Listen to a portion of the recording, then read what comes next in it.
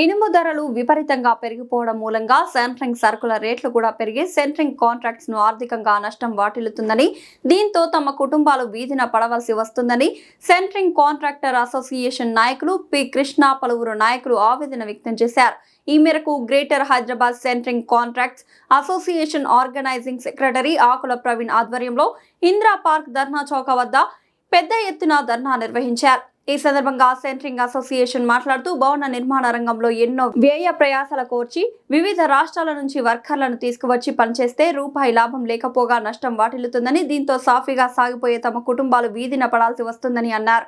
నిర్మాణ రంగంలో నిరక్షరాస్యులకు కూడా ఉపాధి కల్పిస్తున్నటువంటి తమకు ప్రభుత్వం నుండి ఎలాంటి సహాయ సహకారాలు అందడం లేదన్నారు. తక్షణమే ప్రభుత్వం స్పందించి సెంట్రింగ్ ధరలను చదరపు అడుగుకి 51 రూపాయలుగా నిర్ణయించాలని విజ్ఞప్తి చేశారు. అదేవిధంగా సెంట్రింగ్ కార్మికులకు కార్మిక శాఖ నుండి శాశ్వత గుర్తింపు కార్డు, ఈఎస్ఐ ఆసుపత్రి వైద్య సదుపాయం కల్పించాలన్నారు. 55 సంవత్సరాలు నిండిన ప్రతి కార్మికునికి ప్రతి నెల 3000 రూపాయల పెన్షన్, ప్రమాదశాత్తు మరణించిన భవన నిర్మాణ సెంట్రింగ్ కార్మికులకు కార్మిక శాఖ నుండి ప్రభుత్వం వారు చెల్లించే నష్టపరిహారాన్ని 20 లక్షలకు పెంచాలని కోరారు. తమలాంటి నిరుద్యోగులకు ప్రభుత్వం నాక్ ద్వారా శిక్షణ ఇచ్చి సెంట్రింగ్ మెటీరియల్ కొనుగోలు చేయుటకు బ్యాంకుల ద్వారా వడ్డీ లేని రుణ సదుపాయం కల్పించాలన్నారు. ఈ కార్యక్రమానికి ఎండను సైతం లెక్క చేయకుండా అధిక సంఖ్యలో పాల్గొన్నారు.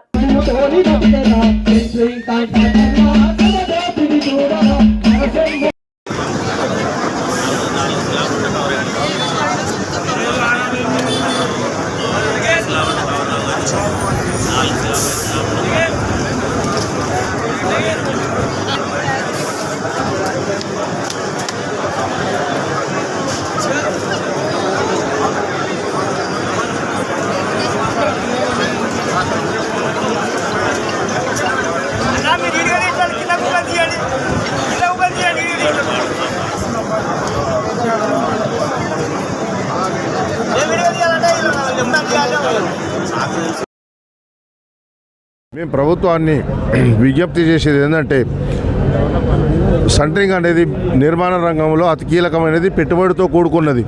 ఎన్నో ప్రయాసాల కోర్చి మేము ఈ రంగంలో ముందుకెళ్తున్నాం. ప్రభుత్వం నుంచి ఎలాంటి సపోర్ట్ లేదు. ఈరోజు మైగ్రేట్ లేబర్ని తీసుకొచ్చి ఇక్కడ పనిచేపించే సందర్భంలో ఏదైనా ప్రమాదం జరిగి వాళ్ళ కింద పడ్డట్లయితే ప్రభుత్వం వాళ్ళకు మైగ్రేట్ లేబర్ కాబట్టి వాళ్ళకు ఐడెంటిటీ కార్డులు ఇస్తలేదు, లేబర్ కార్డులు ఇస్తలేదు. అందుకని మేము ఏం డిమాండ్ చేస్తున్నాం అంటే, ఎఫ్ఐఆర్ కాగానే వాళ్ళకు 20 లక్షల రూపాయలు కాంపన్సేషన్ వాళ్ళ కుటుంబాలను ఆదుకోవాలని విజ్ఞప్తి చేస్తూ ఉన్నాం.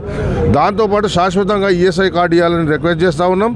దాంతోపాటు కార్మికులు, పేదవాళ్ళు ఈరోజు బస్ కిరాయిలు ప్రతి ఒక్కటి పెరిగిపోయినాయి కాబట్టి ఉచిత బస్ పాస్ కూడా ఇవ్వాలని విజ్ఞప్తి చేస్తూ ఉన్నాం. మా మూలంగా ప్రభుత్వానికి విపరీతమైన రెవెన్యూ వస్తుంది. ప్రస్తుతం ప్రభుత్వాలకు ఎక్కువ రెవెన్యూ వచ్చేది ఏదైనా ఉందంటే అది నిర్మాణ రంగమే. ఈ నిర్మాణ రంగంలో మేము ఉన్నప్పుడు ప్రతి దాంట్లో వాళ్ళకు జిఎస్టీ వస్తుంది, అన్నీ వస్తున్నాయి. ఇంకోటి, ప్రతి భవన నిర్మాణదారుడు 1% సెస్ కడుతున్నాడు. ఆ సెస్ని తీసుకుపోయి మా కార్మిక సంఘంలో జమ చేస్తున్నారు. ఆ పైసలలోకి వెళ్ళి మేము డిమాండ్ చేస్తున్నాం 20 లక్షల రూపాయలు. కానీ ప్రభుత్వం మీద ఎలాంటి భారం పడదు, ప్రభుత్వానికి ఎలాంటి ఇబ్బంది లేదు. కాబట్టి ప్రభుత్వాన్ని మేము ముఖ్యంగా విజ్ఞప్తి చేస్తూ ఉన్నాం. 20 లక్షల రూపాయలు ఎఫ్ఐఆర్ కాగానే, అతని కార్డు ఉండొచ్చు లేకపోవచ్చు, ఎఫ్ఐఆర్ కాగానే 20 లక్షల రూపాయలు ఇచ్చి ఆ కుటుంబాన్ని ఆదుకోవాలని కోరుతున్నాం. ముఖ్యంగా పోలీసు శాఖ వారికి విజ్ఞప్తి చేస్తూ ఉన్నాం. ఏమంటే, స్క్రాప్ దుకాణాలు అడుగడుగునే ఏర్పడ్డాయి. స్క్రాప్ దుకాణాలు మా మెటీరియల్ ఎత్తుకుపోయి అమ్ముకుంటున్నారు, దొంగల మెటీరియల్ ఎత్తుకుపోయి స్క్రాప్ దుకాణాలు అమ్ముకుంటున్నారు. కాబట్టి స్క్రాప్ దుకాణాలు మా మెటీరియల్ కొనకుండా కట్టడి చేయాలని పోలీసు శాఖ వారికి విజ్ఞప్తి చేస్తూ ఉన్నాం. దాంతోపాటు ఈరోజు నిరుద్యోగ సమస్య చాలా ఉంది. ప్రభుత్వానికి ఆసరాగా ఉంటుంది. న్యాక్ ద్వారా శిక్షణ ఇప్పించి బ్యాంకుల ద్వారా వడ్డీ లేని రుణాలు ఇప్పించినట్టయితే కొంతమందికి ఉపాధి దొరుకుతుందని మేము ప్రభుత్వాన్ని విజ్ఞప్తి చేస్తూ ఉన్నాం. ఈ అన్ని కోరికలు పరిష్కరించేంత వరకు ఈ సమ్మెత ఇలాగే కొనసాగుతుందని తెలియజేస్తున్నాం.